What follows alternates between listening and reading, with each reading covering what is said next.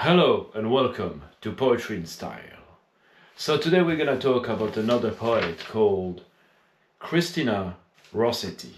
Christinna Rosetti was born on the 5th of December 1830 in London and passed away on the 29th of December 1894. It's interesting date because 1830 is the date of the creation of Belgium, my country. But that's not the reason why I wanted to talk about that poet today. I actually found a poem not so long ago on Pinterest, and I found it really cool actually. In its simplicity, I found something really nice and soothing. And it's called Is the Moon Tired? I'm gonna recite to you this time. I'm gonna take the time to recite and, articulate the words well. Is the moon tired? Is the moon tired? She looks so pale within a misty veil. She scales the sky from east to west and takes no rest. Before the coming of the night, the moon shows papery white. Before the dawning of the day, she fades away. Is the moon tired? Interesting. It's an interesting title because the moon is obviously the symbol of the night.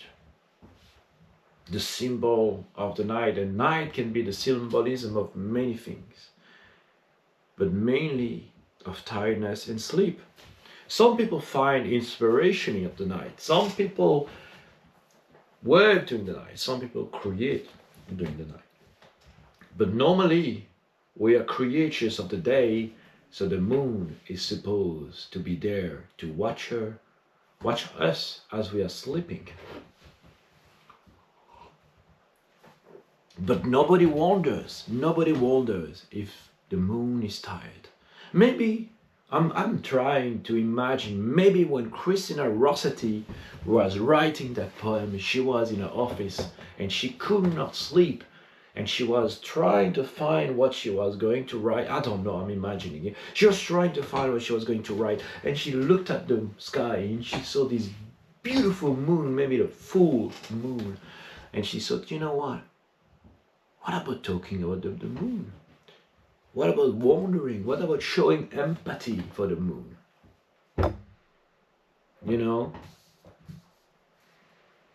It's interesting because I do believe that life is about giving life. I do believe that writing poetry is about giving life to things, giving life to moments. Being open to life, having your heart fully open. Somebody used those words recently. And, I think that we often feel like we look at a person and say, what is this person about? But what about looking at the environment? What about looking at the stars? What about looking at the sky? What about looking at the moon? And it's interesting because the moon and the stone actually, they are often personified, the earth, the moon, the sun, but particularly the moon and the sun. There's another reason why I wanted to talk about that poem today.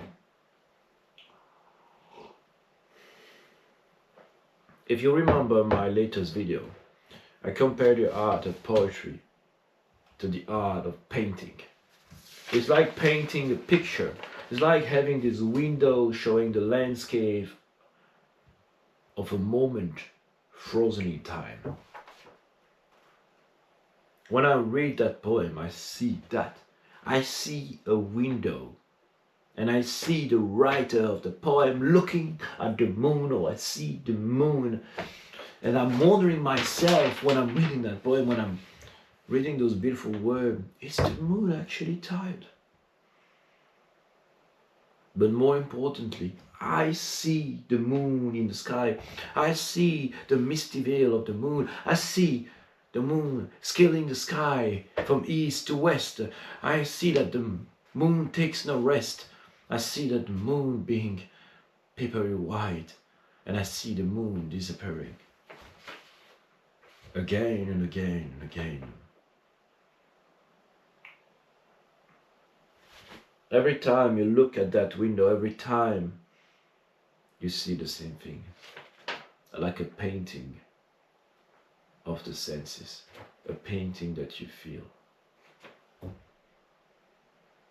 So I have a question for you. Is the moon tired? And if the moon is tired, is the sun tired sometimes? Nobody wonders if the sun is tired.